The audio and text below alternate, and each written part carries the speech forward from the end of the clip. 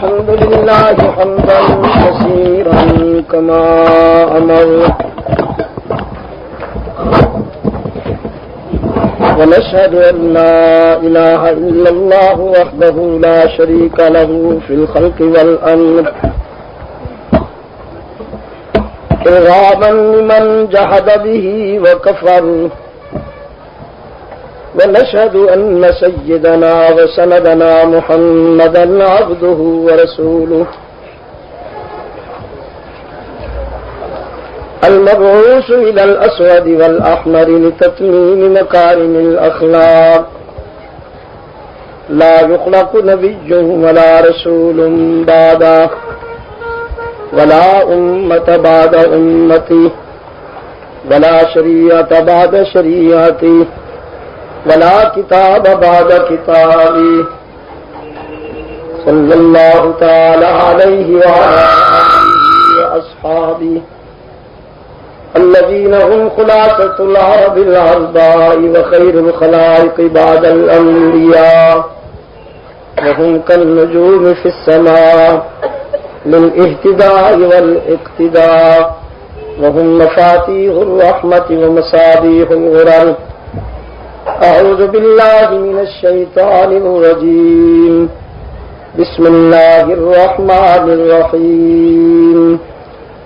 قل أوحي إلي أنه استمع نفر من الجن فقالوا إنا سمعنا قرآنا عجبا يهدي إلى الرشد فآمنا به ولن نشرك بربنا أحدا وأنه تعالى جد ربنا ما اتخذ صاحبة ولا ولدا صدق الله مولانا العظيم. محترم علماء کرام، واجب التکریم بزرگوں، عزیز دوستو، آج 18 مارچ 1996 ہم یہاں اسلام آباد کے پہلو بھارا خو میں مدرس ادارہ اشاعت اسلام کے تبلیغی پلیٹ فارم پر دعوت و تبلیغ کی نسبت سے جمع ہے. اگرچہ پروگرام کی جوانی موسم کی بے اعتدالی سے متاثر ہوئی اور مسلسل 3-4 روز سے طوفانی بارش ہو رہی ہے، اس وقت بھی بڑی لطیف سی بارش ہو رہی ہے. پھر دن کا وقت ہے، پھر ورکنگ ڈیز میں، کام کے دنوں میں آپ حضرات کا تشریف لانا میں سمجھتا ہوں اس دور میں بڑی حوصلہ افزا بات ہے. تو موسم کی بے اعتدالی سے جو پروگرام متاثر ہوا، میرا خیال ہے کہ یہ نہ تو منتظمین کے بس کی بات ہے اور نہ کسی اور کے بس کی بات ہے. اللہ کا نظام، ہم سب اس کے فیصلوں کے پابند. اللہ ہماری خواہشوں کا محتاج نہیں ہے، اس کے فیصلے بڑے حکیمانہ ہوتے ہیں. ایک چیز ہمیں زیادہ مفید نظر نہیں آ رہی، لیکن رب العالمین جانتے ہیں کہ وہ کتنی مفید ہے. میں سب سے پہلے آج کی اس تقریب کے میزبان مولانا فارش عباسی صاحب کو مبارکباد بھی دیتا ہوں اور دعا بھی کرتا ہوں کہ اللہ نے ان کو قرآنی علوم کی اشاعت کے لیے پسند فرما دی.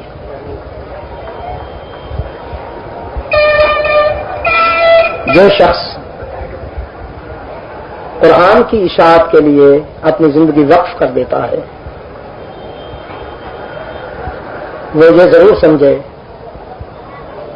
کہ یہ میرے رب کا انتخاب ہے اور اسی کے فضل کا مظہر ہے کہ اس نے اس عظیم کام کے لیے اپنے بندوں کو پسند فرما دی. آج کے حالات میں ویسے تو قرآن روح کائنات ہے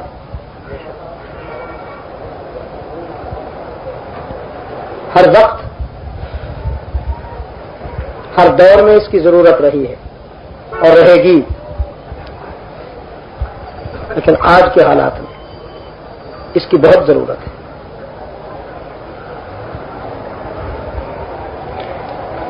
بغیر کسی مبالغے کے میں آپ سے عرض کر رہا ہوں، سوچیے گا گھر میں جا کر بھی، غریبان میں سر ڈال کر ٹھنڈے دل و دماغ کے ساتھ سوچیے گا۔ جہاں تک میں نے دیکھا تو پاکستان میں ایک پروگرام کے تحت مسلمانوں کو بے دینی کی طرف دھکیلا جا رہا ہے تاکہ ان کا انجام بوزنیا کے مسلمانوں جیسا ہو سکے۔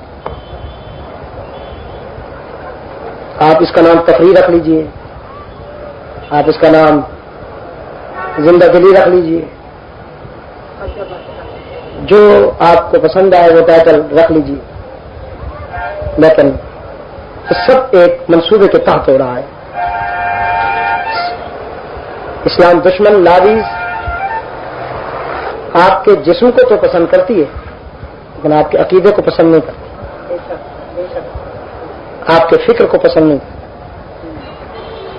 اور جب جسم عقیدے سے خالی ہو جائے تو پھر ایسی بوسیدہ دیوار ہے کہ تھوڑے سے دھکے سے بھی گر جاتی ہے، اور جب اس میں عقیدے کی روح موجود ہوتی ہے، عقیدے کی قوت موجود ہوتی ہے، تو بڑے بڑے کیسر و کسرا کے طوفان بھی ٹکرائیں تو پاش پاش ہو جاتے ہیں۔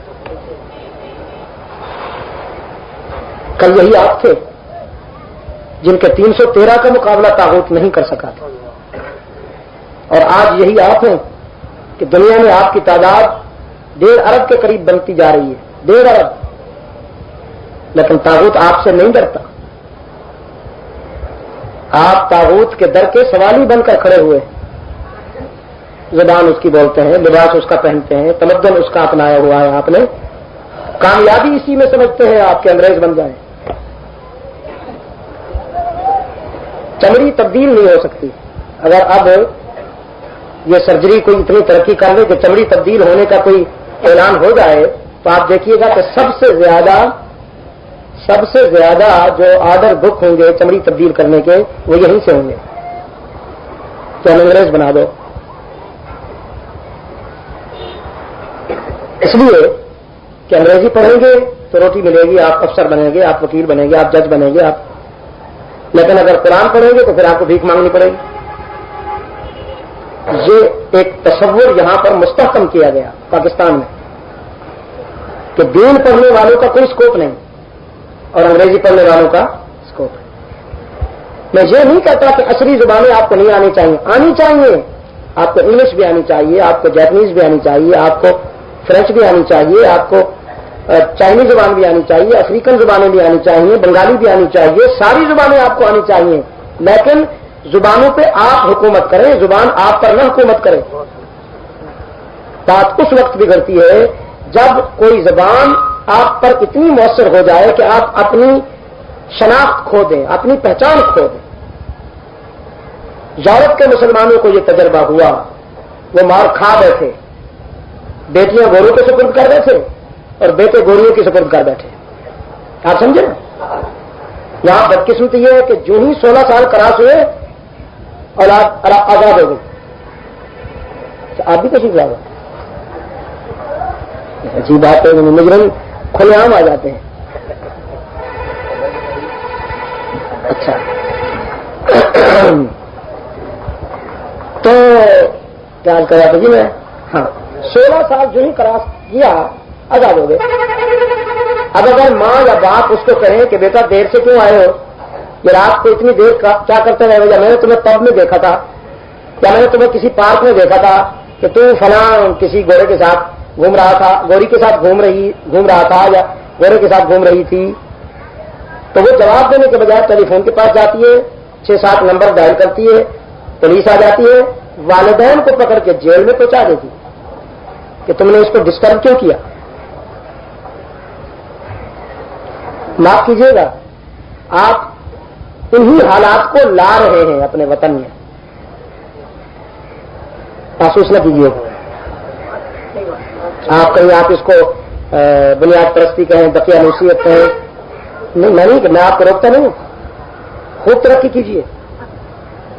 یوں کرنے کے بجائے سر زمین پہ رکھ لیجیے, ٹانگیں یوں کیجیے, ہاتھ نہ کیجیے, ٹانگیں ہلائیے. اب آپ نے کہا تھا ہم جیتیں گے, اب آپ کہیے اللہ چاہے نہ چاہے ہم جیتیں گے, اور انجام دیکھتے جائیے. پھر وہی ہوگا جو بوزنیا والوں کے ساتھ ہوا. سمجھے آپ؟ کیمپ میں ہم گئے, نوجوان رو رہے تھے, بچیاں بھی, بچے بھی, ہماری بہنیں بھی, بیٹیاں بھی رو رہے تھے, اس لیے کہ سب کچھ لٹا کے آئے تھے. پورے گھرانے میں سے اگر 5 افراد تھے, گھر کے 10 افراد تھے, تو 1 یا 2 بچ کے آئے, باقی سب کا صفایا ہو گیا. ایک بوڑھی خاتون چپ بیٹھی تھی, بالکل سنجیدہ اور خاموش بیٹھی تھی. ہمیں بتایا گیا کہ اس کے 3 بیٹے اور 2 بیٹیاں شہید ہو گئی ہیں, خامد بھی شہید ہو گیا ہے, 2 بھائی بھی شہید ہو گئے ہیں, اور چپ بیٹھی تھی, بالکل اس کی آنکھوں میں آنسو نہیں. تو ہم اس کے پاس بھی گئے, ہم نے کہا کہ ہمیں افسوس ہے آپ کے ساتھ جو کچھ ہوا, اللہ آپ کو صبر عطا فرمائے. تو اس نے سرخ آنکھیں اٹھائیں.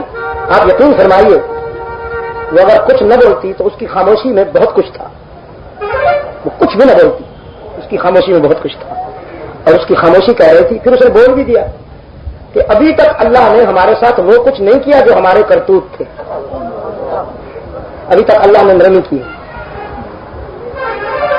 ہم نے سمجھا تھا کہ انگریز بننے سے عزت ملے گی. ہم نے اپنی شناخت, اپنا لباس, اپنا تمدن, اپنی تہذیب, سب کچھ مغربی تہذیب کی بھیڑ چڑھا دیا, اور آج انہی مغربی بھیڑیوں نے ہمارے ساتھ یہ سلوک کر ڈالا.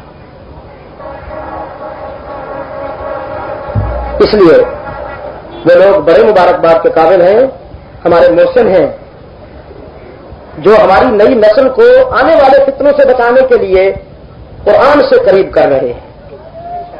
ہم انہیں اپنا محسن سمجھیں گے تو بات بنے گی. آپ سمجھیں؟ پیش نظر اس وقت کتاب اللہ سے جو حصہ ہے, ایک تاثر ہے جنوں کی جماعت کا. جن جانتے ہیں آپ کی طرح یہ قوم بھی مکلف ہے خیر کے لیے, اللہ نے اس کو اپنی عبادت کے لیے بنایا. وما خلقت الجن والانس الا لیعبدون, لیاکلون نہیں, لیعبدون. تو یہ ایک جماعت ہے جس کا یہاں قرآن کریم میں تذکرہ ہے. اچھا, یہ جنات کا عام طور پر جو تاثر ہوتا ہے کہ یہ, یعنی ہمارے یہاں تو حالت یہ ہے کہ اگر کسی کو کوئی ذہنی بیماری ہے یا اعصابی بیماری ہے تو ہم نے اس پہ آسیب مسلط کر دیا کہ اس کو جن ہے, اور اٹھا کے لے گئے کسی باپو کے پاس. وہ ہندو کے باپو ہوتے ہیں, ہمارے ہاں نہ جی ملنگ یا یہ پیر صاحب یا کوئی بابا جی یا کچھ اس قسم کی چیزیں ہوتی ہیں, سائیں ہوتے ہیں بہت سارے, لے جاتے ہیں. اور وہ جو کچھ کرتے ہیں, ابھی انگلینڈ میں 3-4 کیس انہوں نے BBC پہ دکھائے, ٹی وی پہ دکھائے کہ مسلمان وہ بابا ہیں, سائیں بابا ہیں, لوگوں کے جن نکال رہے ہیں, اور اسی میں وہ لوگوں کی عزتیں بھی لوٹتے ہیں, اسی میں وہ لوگوں کو مار بھی ڈالتے ہیں, اور بڑی عجیب کہانیاں سنائیں. ان کو پکڑا ہوا, انہوں نے جیل میں ڈالا ہوا.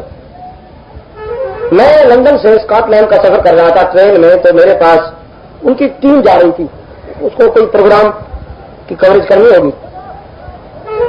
تو میرے پاس آ کر انہوں نے پوچھا کہ یہ آپ کے خیال میں ایسے لوگوں کی کیا سزا ہے جو سائیں بابا یا پیر بنے بیٹھے ہیں اور لوگوں کی عزتیں لوٹتے ہیں, لوگوں کی استحصال کرتے ہیں لوگوں کا. میں نے کہا کہ پہلی بات تو یہ کہ ان کو آپ اسلام کے کھاتے میں نہ ڈالیے. جرم ہر جگہ جرم ہوتا ہے. اگر کوئی عیسائی جرم کرتا ہے تو وہ عیسائیت کے کھاتے میں نہیں ڈالنا چاہیے, دیانت کا تقاضا. اگر کوئی خود کو مسلمان کہلاتا ہے وہ جرم کرے تو اس کو آپ اسلام کے کھاتے میں نہ ڈالیے. ایسے لوگ نہ مسلمان ہوتے ہیں, نہ عیسائی ہوتے ہیں, نہ یہودی ہوتے ہیں, نہ سکھ ہوتے ہیں, نہ ہندو ہوتے ہیں. یہ صرف مجرم ہوتے ہیں اور یہ انسانیت کے وجود پہ داغ ہوتے ہیں. ان کی سزا اسلام میں تو وہ ہے کہ جو تمہارے قانون میں ہے ہی نہیں. اسلام کہتا ہے کہ یہ انسانی وجود کا کینسر ہے, اسے صاف ہونا چاہیے تاکہ باقی وجود بچ جائے. آپ یہ سمجھتے ہیں کہ سارے مسلمان ایسے ہوتے ہیں؟ حضرت تھانوی رحمۃ اللہ تعالیٰ نے ایک مسجد میں نماز کے لیے گئے تو جب نماز سے فارغ ہو کر نکلے تو ایک مسلمان کھڑا ہے کہتا ہے کہ میرا جوتا چوری ہو گیا. بتاؤ یار, مسجد سے بھی جوتے چوری ہو گئے, نمازی بھی چور ہو گئے. تو حضرت تھانوی رحمۃ اللہ علیہ نے پلٹ کے دیکھا, فرمایا نمازی چور نہیں ہوتے, چور نمازی بن جاتے ہیں جوتے چرانے کے لیے. جو جوتے چراتے ہیں وہ نمازی نہیں ہوا کرتے ہیں, وہ چور کبھی کبھی نمازی کا لبادہ اوڑھ کر آ جاتے ہیں, لیکن ان کی جو منزل ہے وہ جوتے چرانا ہے, اللہ کو راضی کرنا نہیں ہے. تو اس قسم کے جو لوگ ہیں یہ پروفیشنل لوگ ہیں, یہ پروفیشنل لوگ ہیں. طے ہے کہ انہوں نے استحصال کرنا ہے کسی بھی حوالے سے, تو یہ ہر معاشرے کے مجرم ہیں. اسلامی معاشرے میں ہوں تب بھی مجرم ہیں, اور اگر مغربی معاشرے میں ہوں تب بھی مجرم ہیں, اور ان کی سزا یہی ہے کہ یہ انسانیت کے وجود کا ناسور ہے, ان کو صاف ہونا چاہیے. تو ہمارے یہاں زیادہ تر بیماریاں پروفیشنلزم نے پیدا کی ہیں. چاہے کسی کو کوئی تکلیف ہو نہ ہو, جب آپ صحیح بابا کے پاس جائیں گے تو وہ کہے گا بڑا کافر قسم کا جن معلوم ہوتا ہے. اب اگر اللہ آپ کو عقل دینا تو آپ کہیں کہ مجھے تو آپ ہی وہی جن معلوم ہوتے ہیں. وہ اس لیے کہے گا کہ آپ ڈر جائیں, آپ گھبرا جائیں اور کہیں کہ اوہ میری بیٹی کو یا میری بہن کو یا میری عزیزہ کو یا میرے عزیز کو تو بڑا خطرناک قسم کے جن نے پکڑ لیا ہے. تو صحیح بابا جی پھر تو صحیح بابا کہتے ہیں کہ بس ایک کنوارے قسم کا بیل لے آؤ, غیر شادی شدہ بیل. تو اسی طرح سے کوئی 15-20 کنوارے مرغے بھی لے آؤ, اور میں کوشش کروں گا. ہے بڑا کافر قسم کا جن. تو بیچاری یہ سادہ لو قوم یہ اس کے چکر میں آ جائے. بھائی ہیں ان میں بھی اشرار جس طرح کے انسانوں میں ہیں, ان میں بھی اشرار ہیں, میں اس کا انکار نہیں کر رہا ہوں. اور ان کا علاج قرآن میں صرف صحیح بابا کے پاس نہیں ہے. صحیح بابا کے پاس جاتے وہی ہیں جن کی قرآن سے نہیں بنائی. ہم کل اس وقت وہاں بیٹھے تھے, وہ دلکت بابا نہیں ہے وہ مانسیرا والا, وہ جس کے پاس وزارت لینے کے لیے ہمارے لیڈر جاتے ہیں چھڑیاں مروانے کے لیے. میں نے اس کو کہا شاباش شاباش. صبح میں نے یہ کہ وہ کھانا کم کھاتا ہے. میں نے کہا جب یہ وزیر قسم کا جانور آپ کے پاس آ رہا ہو نا تو اس دن ذرا کھانا ڈٹ کے کھایا کیجیے, اور چھڑی کے بجائے تو سوکھا ہوا جوتا مارا کیجیے, اور مارے بھی ذرا زیادہ تعداد میں کیجیے کہ جو اللہ کے در کو چھوڑ کر تیرے پاس آئے اسے جوتے ہی لگنے چاہیے. جو عورت اپنے شوہر کے گھر سے نکل بھاگے پھر اس کو بازار میں جانا ہوتا ہے, وہ ذلیل اور رسوا ہوتی ہے. انسان بڑا اچھا لگتا ہے جب اپنے رب سے رابطہ قائم کرتا ہے, وہ بڑا خوش نصیب ہوتا ہے. اور کیا اللہ نے تمہیں مایوس کر دیا کہ اب اس کے در کو چھوڑ کے تو اس کے بندوں کے در سامنے جھکتا پھرتا ہے. مولانا مجھ سے یوسف نے یونیورسٹی کے بچوں نے ایک چھوٹا سا ریسپشن ترتیب دیا اور مجھ سے کہا کہ آپ ہمیں یہ بتائیے کہ اسلام میں اللہ سے رابطہ کتنا مشکل کتنا آسان ہے, آپ ہمیں یہ بتائیے. اچھا, یہ سوال کرنے کی ضرورت اس لیے پیش آئی انہیں کہ انہیں چرچ کہتا ہے کہ اللہ سے رابطہ قائم کرنے کے لیے تمہیں ترک دنیا کرنا ہوگی. ترک دنیا کرو گے, مارکیٹ چھوڑ دو گے, کلیسا میں آ جاؤ اور دنیا کو بالکل خیرات کر دو, پھر ہم تمہیں ملائیں گے. ڈائریکٹ بھی نہیں ملتا, اللہ تعالیٰ ڈائریکٹ بھی نہیں ملتا, انڈائریکٹ ملتا. انڈائریکٹ تو جو حضرت فرما دیں تمہاری سنتا نہیں, ہماری ٹھکراتا نہیں, تمہاری ہمارے آگے ہماری اس کے آگے. تو اس میں یہاں تو بہت بڑا چکر چلتا ہے. اسلام میں اللہ سے رابطہ قائم کرنا کتنا مشکل کتنا آسان. تو اس پر میں نے ان سے کہا بھائی اسلام کا حال تو یہ ہے کہ باقی ساری امتیں اللہ کی رحمت کو تلاش کرنے میں سرگرداں ہیں اور محمد کی امت کو اللہ کی رحمت تلاش کر رہی ہے. اتنے پیار سے فرما دیا رب العالمین نے, اتنے پیار سے فرما دیا قال ربكم ادعوني استجب لكم ان الذين يستكبرون عن عبادتي سيدخلون جهنم داخرين.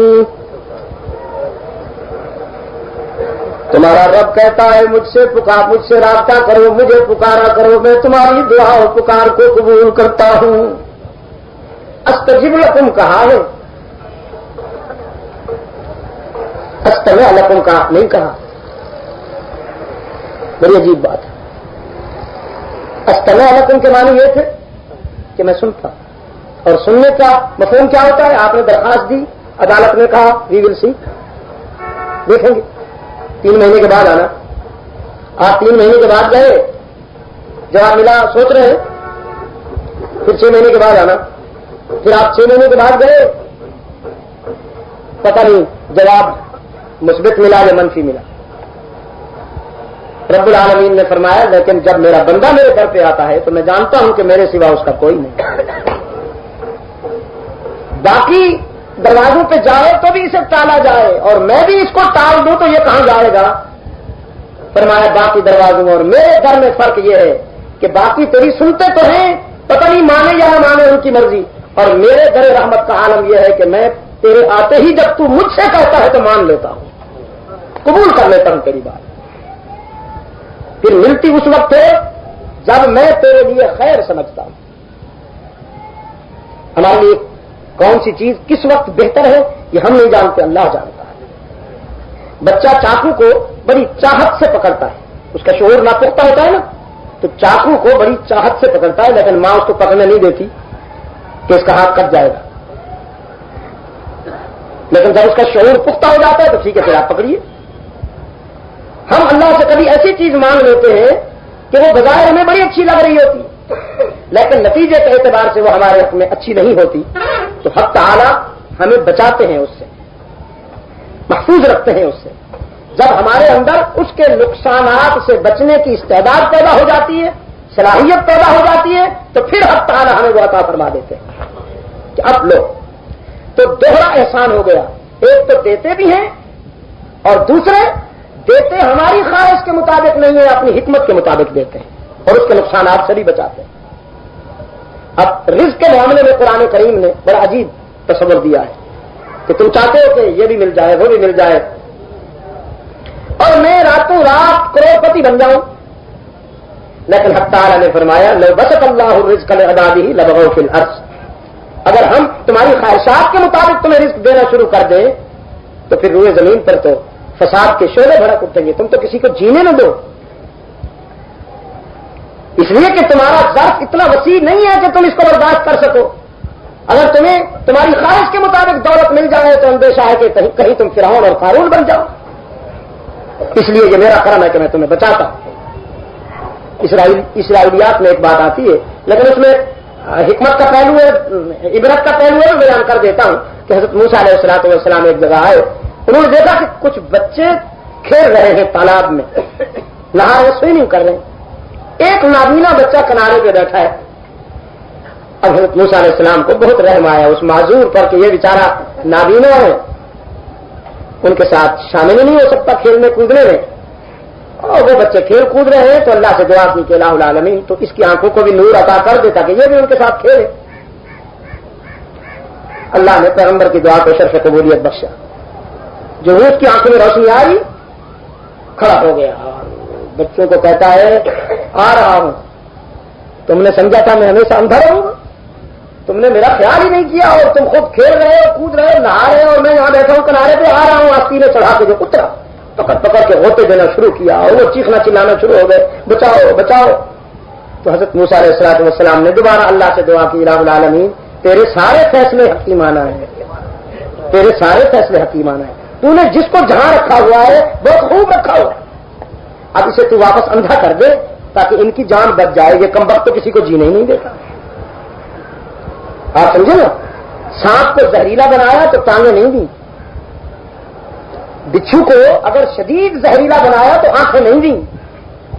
دیکھیے ما ترى في خلق الرحمن من تفاوت, ما ترى في خلق الرحمن من تفاوت. یہ بہت بڑا صحیفہ ہے, کائنات کا ایک ایک جز, کائنات کا ایک ایک جز بہت بڑی عبرت لے کے کھڑا ہوا. اگر آپ لائبریریوں میں نہیں جا سکتے, کتب خانوں میں نہیں جا سکتے, اسی کا مطالعہ کیجئے, اس سے بھی آپ کو اس کی پہچان حاصل ہوگی, اس کا تعارف حاصل ہوگا. تو میں نے ان سے کہا کہ اسلام میں جنت اتنی آسان ہے اور اللہ کا ملنا اتنا آسان ہے کہ یہاں تو اس کی رحمت تلاش کرتی پھرتی ہے کہ اللہ کے در کے آنے میں تم دیر کر رہے ہو، اس کے راضی ہونے میں تو کوئی دیر نہیں ہوتی۔ تو میرے عزیز دوستو، یہ جماعت جو تھی، جنوں کی یہ جماعت، اس کے ذوق میں، اس کے مزاج میں، اس کی طبیعت میں تلاش حق کی تمنا اور خون رہے تھے تلاش حق۔ یہودیوں کے پاس گئے کہ یہ اہل کتاب ہیں، لیکن مایوسی ہوئی۔ عیسائیوں کے پاس گئے کہ یہ بھی اہل کتاب ہیں، لیکن مایوسی ہوئی، اس لیے کہ یہودیوں نے توریت میں تبدیلی کر دی تھی اور نصرانیوں نے انجیل میں تبدیلی کر دی تھی، اور تبدیلی اس لیے کر دی تھی کہ اس میں تبدیلی ہو سکتی تھی۔ قرآن قیامت تک رہنے والی سچائی ہے، اس میں تبدیلی ہو ہی نہیں سکتی۔ 1400 سال کا سفر کر کے آیا ہے قرآن کریم، 1400 سال کا۔ اس کے خزانے میں ایک رائی کا بھی ابھی تک نقصان نہیں ہوا، اس کی جوانی میں کوئی فرق نہیں آیا، اس کے شباب پر کوئی بڑھاپا نہیں آیا، یہ جو کا تو پر شباب ہے، اور اپنے حاسدین، اپنے مخالفین سے بزبان حال کہہ رہا ہے، 1000 گام سے نکلا ہوں ایک جنبش میں، جسے غرور ہو آئے کرے شکار مجھے۔ انہوں نے تبدیلی کر دی، اور تبدیلی کیسے کی؟ وقالت اليهود عزير ابن الله وقالت النصارى المسيح ابن الله۔ یہودیوں نے وحی کی صداقتوں میں نقل لگائی، یہ پہلی چوری تھی وحی میں جو یہودیوں نے کی۔ کہنے لگے ہمارے نبی حضرت عزیر دیکھنے میں تو انسان ہے، در حقیقت اللہ کا بیٹا ہے یہ۔ پھر نصرانی آئے، نصرانیوں کو، عیسائیوں کو انہیں یہودیوں نے تانا دیا تمہارے نبی کا تو باپ ہی کوئی نہیں، ایسے شخص کو تم رہنما اور مقتدا بنائے پھرتے ہو جس کا باپ ہی کوئی نہیں۔ یہ بڑی بدزبانی ہے معاشرے میں کسی کو بن باپ کا کہنا۔ تو عیسائیوں سے جواب نہ بن پڑا، سچ کہتا ہوں جواب نہ بن پڑا، تو انہوں نے بھی وہی کہہ دیا جو یہودی کہہ رہے تھے۔ وقالت النصارى المسيح ابن اللہ، تمہارا عزیر ابن اللہ ہے تو ہمارا مسیح ابن اللہ ہے، اللہ کا بیٹا ہے یہ بھی۔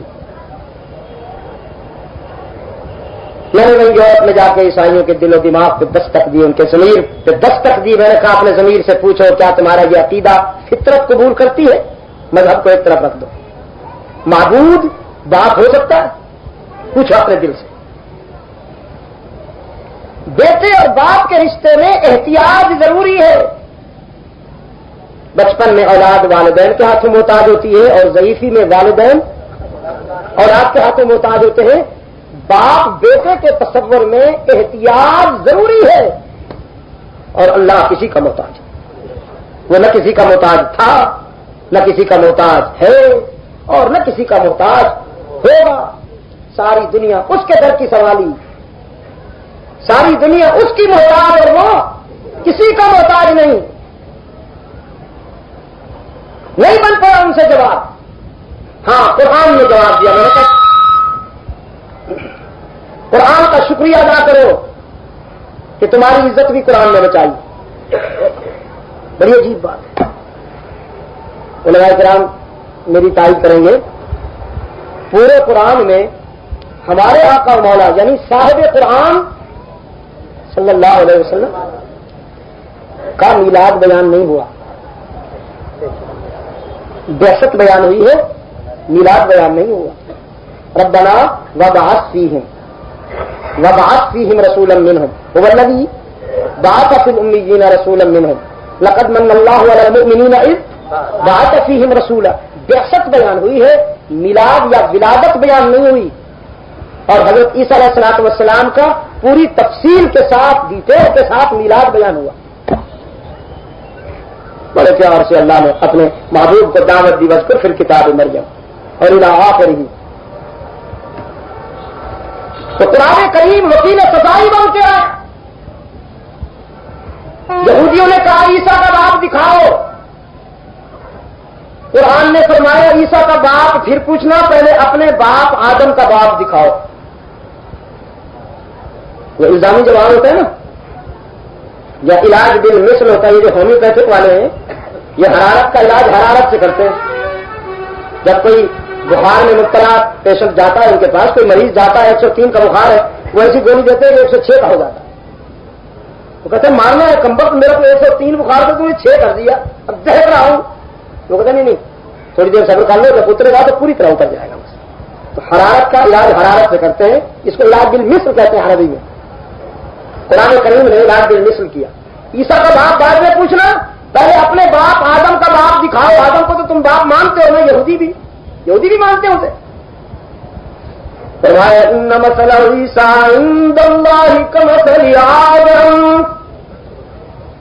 ان مثل عیسیٰ عند اللہ کمثل آدم خلقه من تراب ثم قال له كن فيكون۔ آدم کو اللہ نے کس طرح بنایا؟ مٹی سے اس کا ڈھانچہ بنا کر نفخ روح کیا، پھر فرمایا ہو جاؤ تو وہ ہو گئے۔ ماں بھی نہیں، باپ بھی نہیں۔ تو جس قادر مطلق نے آدم کو بغیر ماں اور باپ کے بنایا، جس قادر مطلق نے حوا کو بغیر ماں کے پیدا کیا، اسی قادر مطلق نے عیسیٰ کو بھی بغیر باپ کے بنا دیا۔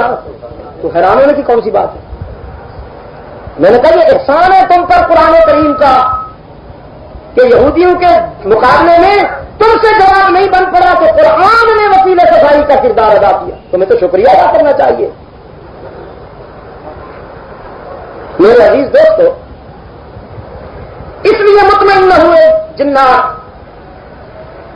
ادھر رحمت عالم صلی اللہ علیہ وسلم آسمان ہدایت پر طلوع ہے، اور آسمان ہدایت کا یہ سراج منیر پوری آب و تاب کے ساتھ ذوقشاں ہے۔ طائف کے تبلیغی سفر سے زخمی ہو کر یہ سراج منیر ذرا گلگوں کباہ ہو گیا، اس کی تنویر ذرا سرخ ہو گئی، سر سے پاؤں تک خون میں نہا گئے۔ ہدایت کے پھولوں سے دامن بھر کے لائے تھے طائف والوں کے پاس، اور طائف والوں نے پتھر مار مار کے سر سے پاؤں تک خون میں نہلا دیا۔ حضرت زید جو ہم سفر ہیں رحمت عالم صلی اللہ علیہ وسلم کے، فرماتے ہیں اتنا خون بہا ہے رحمت عالم کا کہ مجھے نالین شریفین رحمت عالم کے پائے اقدس سے نالین جوتا اتارنے کے لیے پوری قوت سے اتارنا پڑا تو وہ چپک گیا۔ ہاں، یہ ہے دعوت اور تبلیغ کا سفر۔ مولوی صاحب تو آج کل ہار پہن کر آتے ہیں، ہار جیسے دلہن آ رہی ہو اجلے عروسی میں، اور میں کہا کرتا ہوں ہار پہننے والے اکثر ہار جاتے ہیں۔ یہ نسوانی ادائیں ہیں، مردانگی نہیں ہے۔ کیا کیا جائے بھائی، کیا کیا جائے؟ حضرت نوح علیہ السلام کو کانٹوں پر گزرنا پڑے، رحمت عالم صلی اللہ علیہ وسلم کو پتھروں کا سامنا کرنا پڑے، اور آج ہمارے گلے میں ہار، سویٹ ڈشیں اور نعرے، ایسے نعرے لگاتے ہیں جیسے کشمیر فتح کر کے آئے۔ ابھی میرا ایک روحانی بیٹا میرا بھی شروع کر رہا تھا کاروائی، میں نے کہا خدا کے لیے میرا یہ ذوق نہیں ہے، انقباض ہوتا ہے، یقین فرمائی۔ سیاست میں یہ سب کچھ چلتا ہے، دین میں نہیں ہونا چاہیے۔ یہ خدا کے لیے اپنی جنس نہ بدلو۔ یاد رکھنا میری بات، کامیابی اسلاف کے راستے پر چلنے میں ہے، اور میں پورے وثوق سے کہہ رہا ہوں کہ میرے اسلاف سے زیادہ مخلص عصر حاضر کا کوئی بھی فرد مجھے نظر نہیں آتا۔ یہ تو اسلاف فروش ہیں، انہوں نے تو اسلاف کی محنتوں کو کیش کرا لیا، ہر عنوان کو کیش کرا لیا۔ اسلاف سے زیادہ کوئی مخلص نہیں ہے۔ نجات اسی میں ہے کہ اپنے اسلاف کے طرز عمل پر تلاش کر لو، اس کو ہرگز ہرگز نہ چھوڑو، انشاءاللہ کامیابی ہو جائے گی۔ یہی بات ہے، آج تبلیغی جماعت کو اللہ نے پوری دنیا میں قبول کر لیا۔ کروڑوں انسان محمد الیاس کے مبلغین نے کفر کے شعلوں سے نکال کر محمد عربی کی غلامی میں ڈال دی۔ کون؟ یہ آنکھوں کا مشاہدہ، یہ میں شنیدہ بات نہیں کہہ رہا ہوں، دیدہ بات کہہ رہا ہوں۔ پوری دنیا کا کونا کونا چھان مارا ہے میں نے، 125 سے زیادہ ملکوں میں اللہ نے مجھے بھی بھیجا. پورا یورپ، پورا افریقہ، ویسٹ انڈیز، مشرقی ممالک، مشرق وسطی، پوری دنیا میں جا کر میں نے دیکھا کہ محمد الیاس کے مبلغین الا اللہ کا پرچم لیے صحراؤں میں، دریاؤں میں، سمندروں میں، جنگلوں میں، ہر جگہ پر اسلام کی دعوت پہنچا رہے ہیں. گالیاں دے کے نہیں، گالیاں سن کے پہنچا رہے ہیں. اور آج یہ اسی کی تاثیر ہے دوستو، اسی کا اثر ہے. اس مرتبہ ڈھاکہ میں 25 لاکھ انسان جمع ہو گئے. معلوم ہے آپ کو؟ ابھی 3 مارچ میں 25 لاکھ. یہ مبالغہ اس لیے نہیں ہے کہ انہوں نے صفوں کے لیے جو لکیریں بنا دی تھی نا جی، صفوں کے لیے لکیریں، وہاں کے جو پریزیڈنٹ تھے پہلے بھی، اب بھی جو پریزیڈنٹ ہے، لکیریں بنانے والوں میں وہ بھی شامل تھا. بعض علاقے کیچڑ والے تھے تو سنا ہے کہ یہاں تک اس نے وہ کر رکھا تھا پاجامہ، اور اس کے پاؤں اور پنڈلیاں کیچڑ میں بھری ہوئی تھی.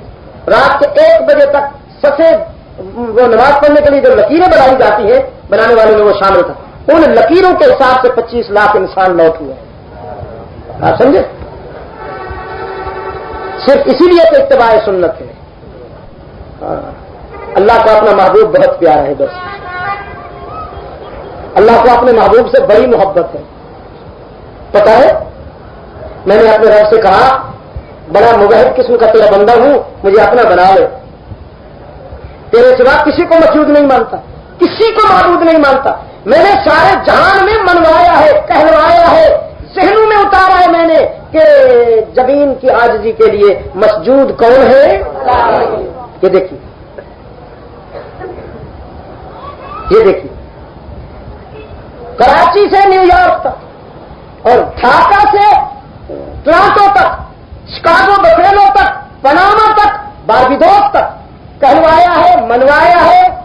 اور ہر دل میں یہ بات اتاری ہے کہ ہر جگہ موجود کون؟ اللہ ہی. اللہ الغیوب کون؟ تو پھر اپنا بنا لینا.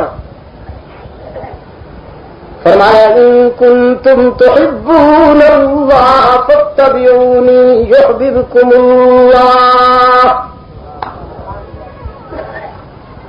اگر تمہیں مجھ سے محبت ہے، اگر تمہیں مجھ سے محبت ہے تو پھر مجھے بھی کسی سے محبت ہے. مجھے پانے کے لیے صرف موحد ہونا ضروری نہیں، مجھ تک رسائی کے لیے میری دوستی کے معیار پر پورا اترنے کے لیے موحد ہونا کافی نہیں. ان کنتم تحبون اللہ، اگر تم مجھ سے محبت کرنا چاہتے ہو تو پھر مجھے بھی تو کسی سے محبت ہے نا. تم میرے محبوب کے غلام بن جاؤ. بڑی نازک بات. یہ نہیں فرمایا کہ تم پہلے ان سے محبت کرو پھر مجھ سے محبت کرنا، یہ نہیں فرمایا.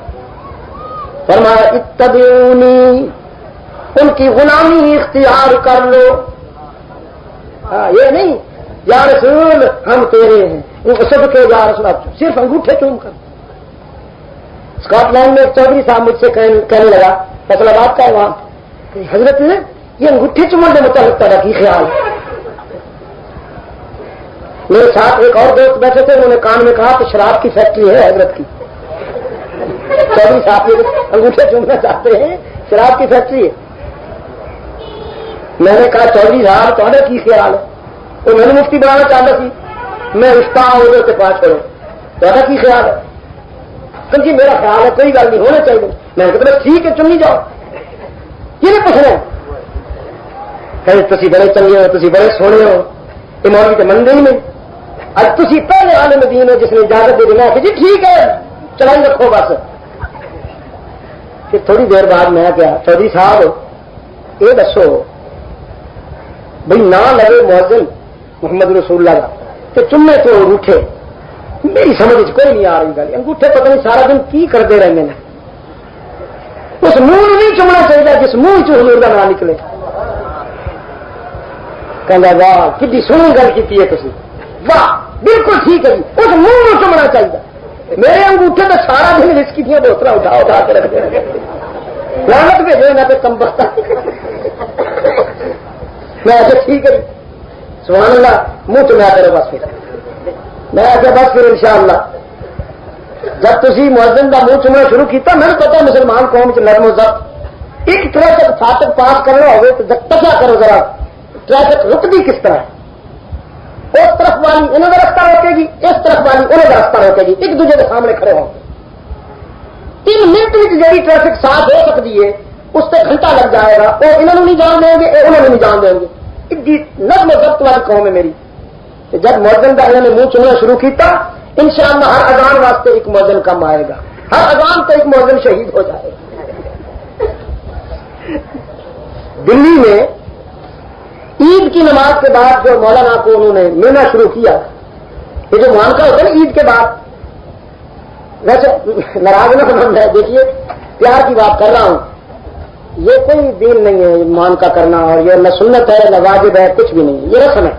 لیکن میں اس لیے نہیں روکتا بھی سارا سال جس نے سلام بھی نہیں کیا آج عید کے بہانے اگر گلے لگ رہا ہے تو یار نہ روکو, اسے لگنے دو, شاید دل قریب ہو جائے, شاید محبت پیدا ہو جائے. وہ بڑا نحیف قسم کے عالم دین, بالکل مرنجا مرن. اب جو مقتدیوں نے ملنا شروع کیا حضرت عید مبارک, وہ چھوڑے تو دوسرا پکڑ حضرت عید مبارک, خیریت ہے عافیت سے گزرے, اس نے چھوڑا تو تیسرے نے پکڑ حضرت عید مبارک, اللہ آپ کو روز مبارک فرمائے, چوتھے نے پکڑ لیا, 5ویں نے, 6ویں نے, 7ویں نے. جب عید مل چکے تھے تو حضرت گر پڑے, مر چکے تھے. یہ ہے میری قوم. نہیں ان کی دوستی اچھی, نہیں ان کی دشمنی اچھی. تو صرف یہ انگوٹھے چومنے سے بات نہیں بنتی. اللہ نے فرمایا اگر تم مجھ سے محبت کرنا چاہتے ہو تو میرے محبوب کے غلام بن جاؤ. کیا مطلب؟ سنتوں کی اتباع کرو. پھر کیا ہوگا؟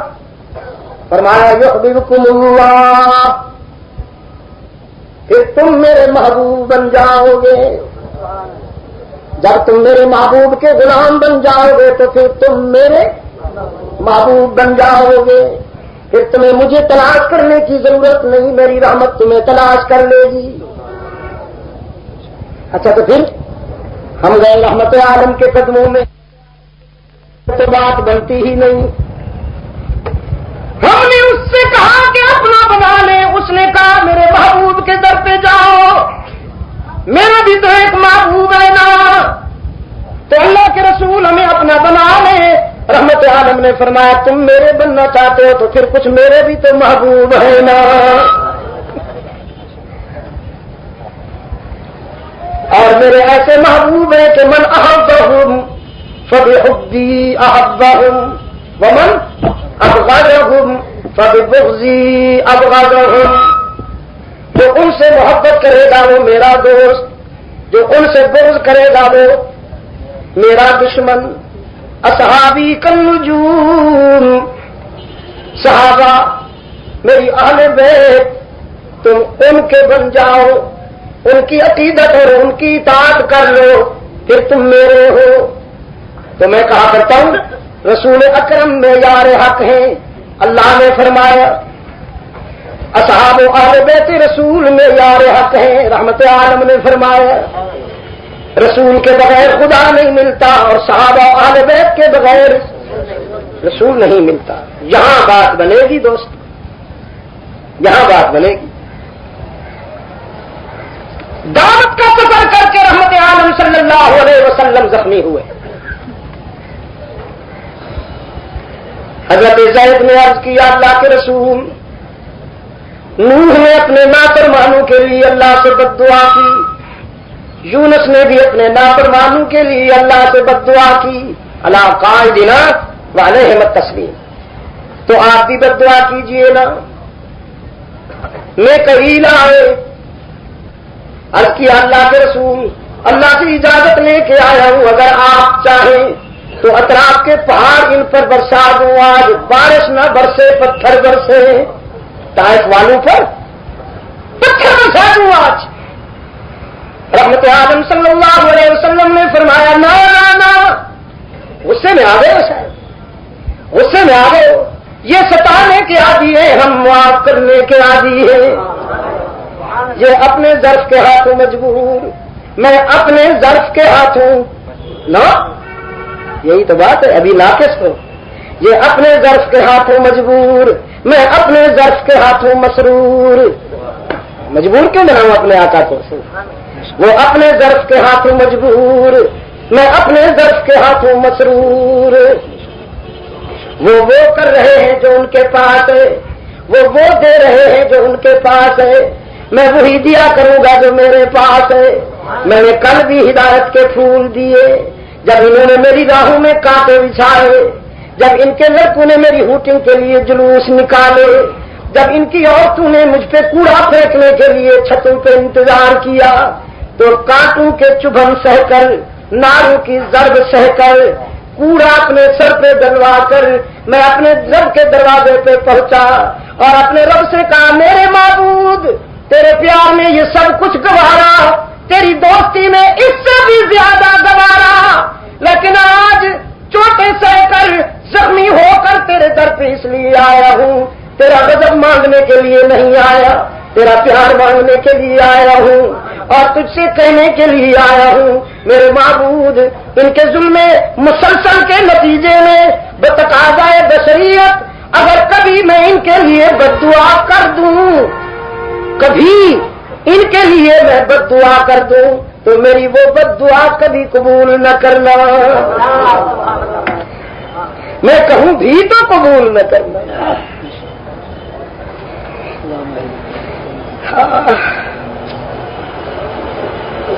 محبت کے یوں جس نے دریا بہائے،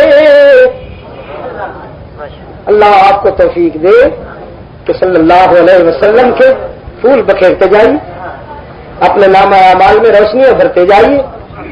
محبت کے یوں جس نے دریا بہائے، دل ان کا بھی جیتا جو سر لینے آئے، بجھ کے نہیں، صلی اللہ علیہ وسلم، میدے سے نہیں ضمیر سے۔ محمد وہ گنگستہ قوموں کا ہادی، جو عالم میں علم و عمل کا منادی، وہ پیغمبر عزم و خود اعتمادی، شریعت ہے جس کی بہت سیدھی سادی، نہ دنیا پرستی نہ رہبانیت ہے، معیشت بدامہ یہ روحانیت ہے، نبی وہ کہ مانا ہے سب انبیاء نے، جری وہ جسے کو رائی کے دانے، کبھی وہ کہ جہاں چاہے کوہ ہرا میں، سخی وہ کہ سائل کا احسان مانے، وہ امی کہ مسجد میں قرآن وقف ہے، وہ دریا کے ساحل پہ طوفان وقف ہے، محبت کے یوں جس نے دریا بہائے، دل ان کا بھی جیتا جو سر لینے آئے، یہ بندہ نوائی کے جوہر دکھائے کہ خود کھائے جو اور جواہر لٹائے، خوشی اپنی غیروں کے غم میں بھلا دی، دیا درد جس نے اسے بھی دعا دی، اللہم صلی علی محمد وعلی آل محمد کما صلیت علی ابراہیم وعلی آل ابراہیم انک حمید مجید، اللہم بارک علی محمد وعلی آل محمد کما بارکت علی ابراہیم وعلی آل ابراہیم انک حمید مجید، وخیر البشر فخر اولاد آدم، بشیر و نذیر و فقیہ دو عالم، وہ لطف مکمل وہ خلق مجسم، بنی نوع انسان کا غمخوار و ہمدم، غنی اور گدا کا پیارا محمد، خدا کا محمد ہمارا محمد، اللہم صلی علی محمد وعلی آل محمد كما صليت على إبراهيم وعلى آل إبراهيم إنك حميد مجيد. اجر علماء کے لیے هو أفصح بمقاله صلی اللہ علیہ وسلم، هو أفصح بمقاله، هو أكمل بنواله، هو أحسن بجماله، هو أعظم بجلاله، هو أفقد بمثاله، هو حامد ومحمد، هو ماجد وممجد، وہ بشیر بھی وہ نذیر بھی، وہی آپ اپنی نذیر بھی، وہ زمین پہ شاہ بھی فقیر بھی، اور فلک پہ عرش مسیر بھی، وہ احسن الدرجات بھی، وہی اکمل الحسنات بھی، وہ حسین اپنے جمال میں، وہ حسین روح امین فرماتے ہیں شمائل میں، کلمت مشارق الارض و مغاربہا، میں نے دنیا کے سارے مشرق دیکھے، دنیا کے سارے مغرب دیکھے، آدم سے رحمت عالم تک جو آنا جانا پڑا، عرش تا فرش و فرش تا عرش پرواز جو جاری رہی، ساری کائنات کو میں نے دیکھا، پرکھا، جانچا، ٹٹولا، پیدا کرنے والے کی قسم، لم ارى احدا احسن اجمل اشرف من محمد صلی اللہ علیہ وسلم، محمد سے بڑھ کر میری آنکھوں نے کوئی حسین نہیں دیکھا۔ دیکھنے میں تو آدم کو بھی دیکھا، نوح کو بھی دیکھا، شیش کو بھی دیکھا، یونس کو بھی دیکھا، یعقوب کو بھی دیکھا، ابراہیم کو بھی دیکھا، اسماعیل کو بھی دیکھا، اسحاق کو بھی دیکھا، داؤد کا لحن بھی سنا، ایوب کی استقامت بھی دیکھی، یعقوب کا حوصلہ بھی دیکھا، یوسف کا حسن بھی دیکھا، کریم کی ضرب بھی دیکھی، مسیح کا زہد بھی دیکھا، خلیل کی جلالت بھی دیکھی، سب کو دیکھا، لیکن سب میں مجھے حسن تنہا تنہا نظر آیا۔ جب محمد کو دیکھا تو سارے حسینوں کا حسن یکجا نظر آیا۔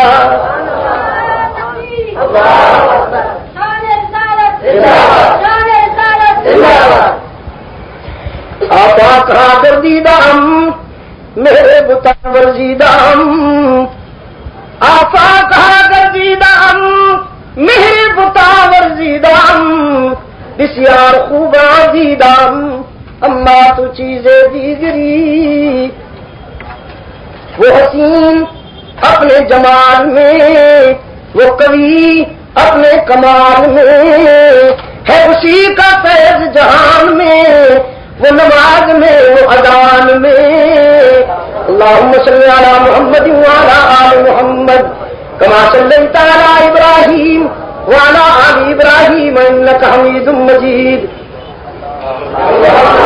اللہم بارک علی محمد وعلی آل محمد کما بارکت علی ابراہیم وعلی آل ابراہیم انک حمید مجید۔ فرمایا میں اجارنے نہیں آیا، بسانے آیا ہوں، برباد کرنے کے لیے نہیں آیا، آباد کرنے کے لیے آیا ہوں۔ پتھر تو پیش کروں، میرے رب نے مجھے رحمت کے سوا دیا ہی کچھ نہیں۔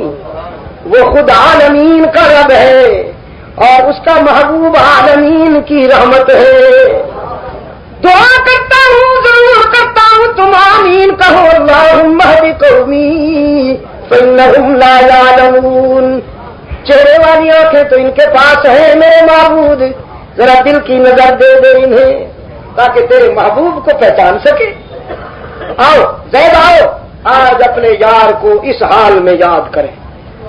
آج خون عشق سے وضو کر رکھا ہے، رحمت عالم محو تلاوت ہو گئے۔ رب العالمین نے فرمایا لقد صرفنا الیک نفرا من الجن یستمعون القرآن، ہم نے اس جماعت کو ادھر بھیج دیا، وہ جو یہودیوں سے بھی مطمئن نہ ہوئی، وہ جو عیسائیوں سے بھی مطمئن نہ ہوئی، رب العالمین نے فرمایا ہم نے اس جماعت کو جہاں بھیج دیا، تم نے توریت بھی سنی، انجیل بھی، اب میرے محبوب کی زبان سے ذرا میرا قرآن بھی سن لو۔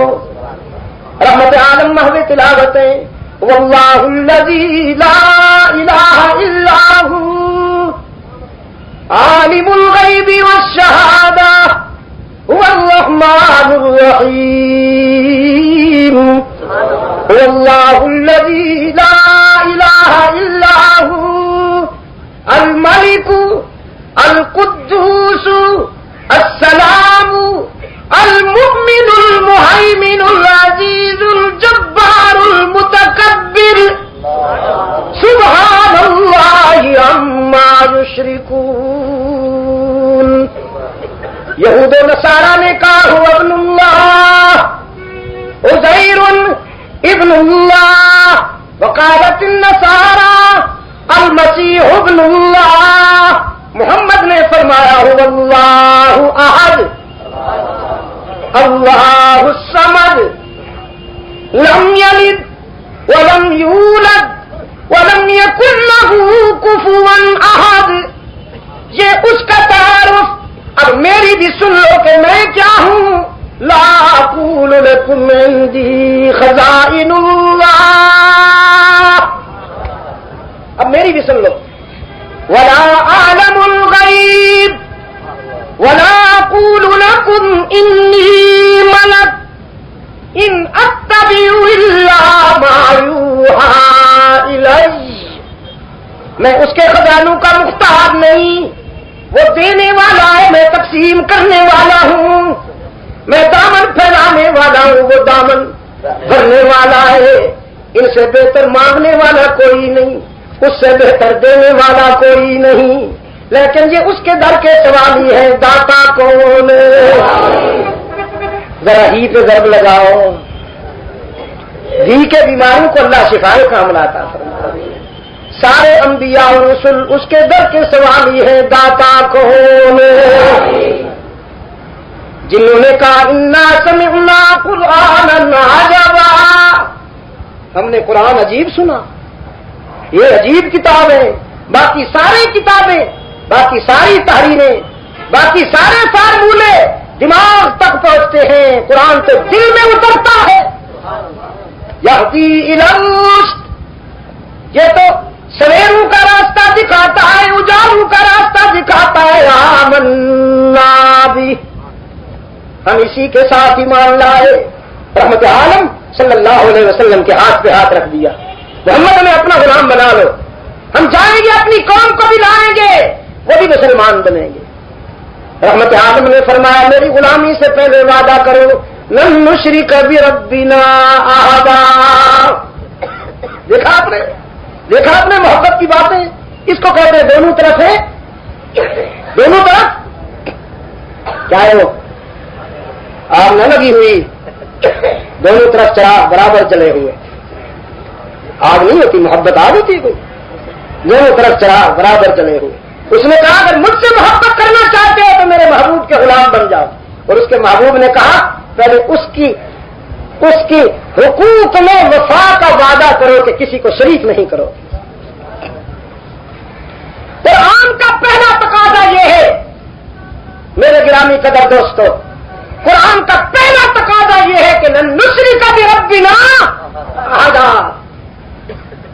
اپنے دل و دماغ پر اس کی حکمرانی قائم کر، جب تک اس کی حکمرانی قائم نہ ہوگی تمہاری بگڑی نہیں بنے گی۔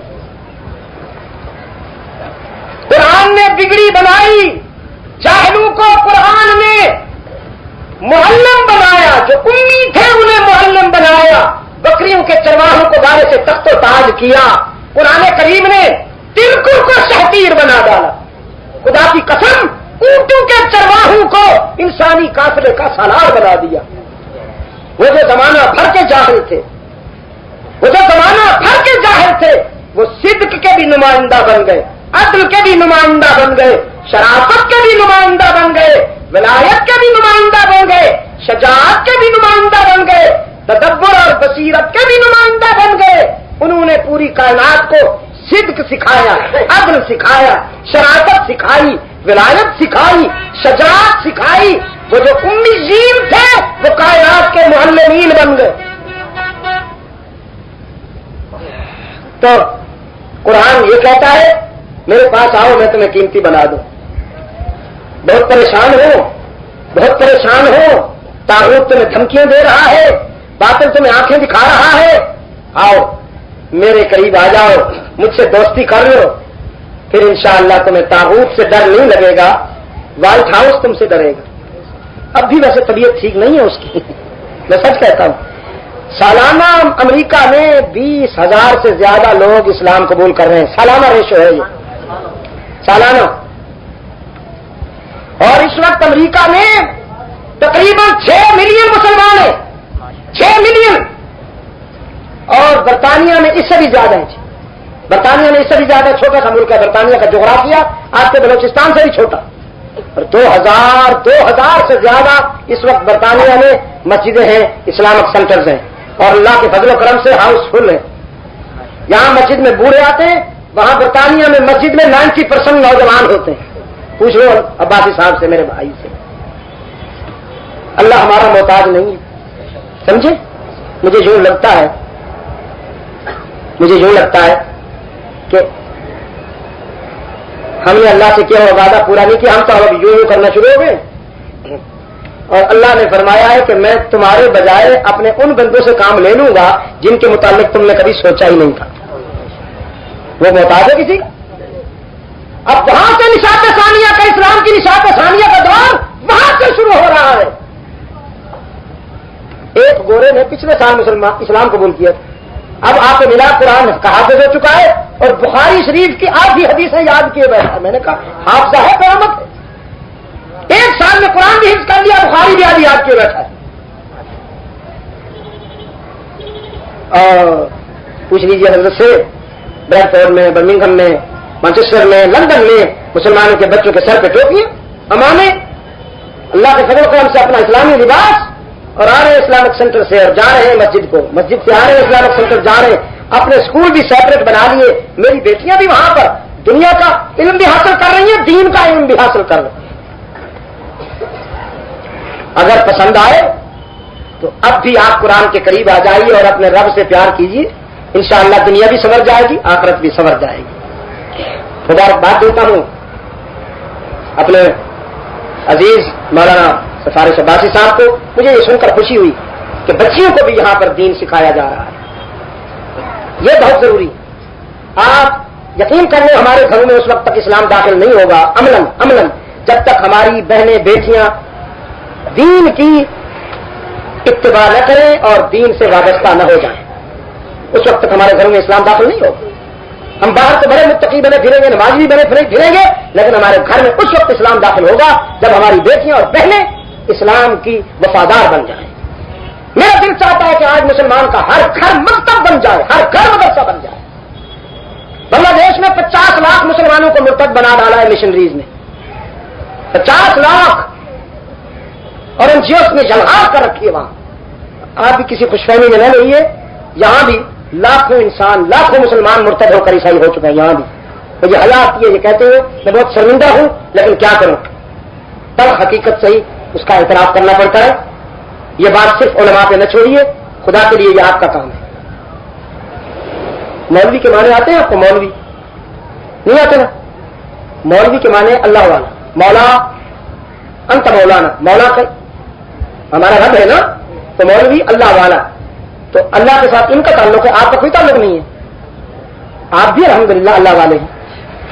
ان کو تنہا نہ چھوڑیے، ان کے ساتھ شامل ہو جائیے. میں مبارکباد دیتا ہوں ان دوستوں کو جن کی رفاقت سے، جن کی معاملت سے یہ قال اللہ اور قال رسول کا چراغ روشن ہے. ملیشیا میں میں نے دیکھا جی کہ لڑکوں سے زیادہ لڑکیاں قرآن کی حافظات ہیں. اور آپ کو یہ معلوم ہوگا کہ اس وقت دنیا میں جو پہلے نمبر کی کاریہ ہے وہ بھی ملیشیا کی ایک بچی ہے.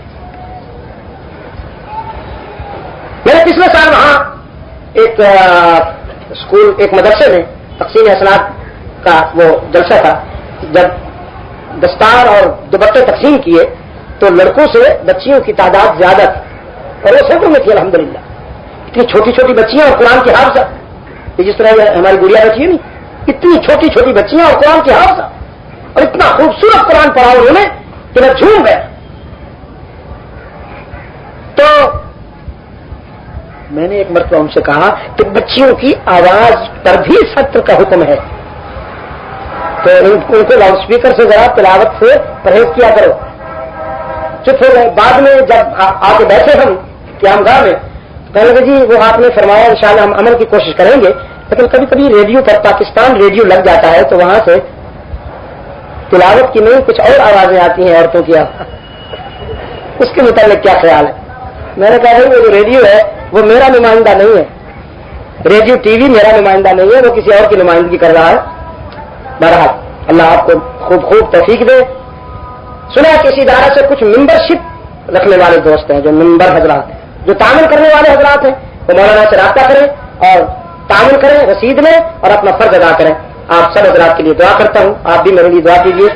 سیرت عائشہ پر میری ایک تقریر کراچی میں 10-15 سال پہلے ہوئی، کیسٹیں پوری دنیا میں پہنچی ہیں، اب اس کو ضبط تحریر میں لایا گیا، یہ بھی آپ کو دعا کے بعد ملے گی۔